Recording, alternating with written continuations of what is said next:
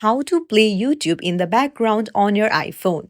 Hey everyone, welcome back to the channel. If you are new here, don't forget to hit the subscribe button and turn on the notification bell to not miss any updates.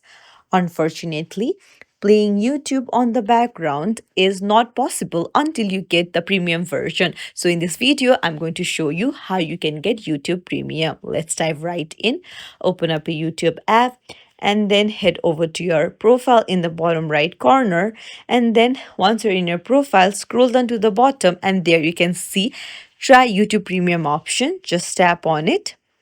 So you can try 1 month for $0 and then you can pay $4.49 a month, and you can even cancel at any time. So this is how you get YouTube Premium, by paying, and then you can play YouTube in the background. So if you found this tutorial helpful, don't forget to like the video and subscribe to our channel for more helpful tips and tricks.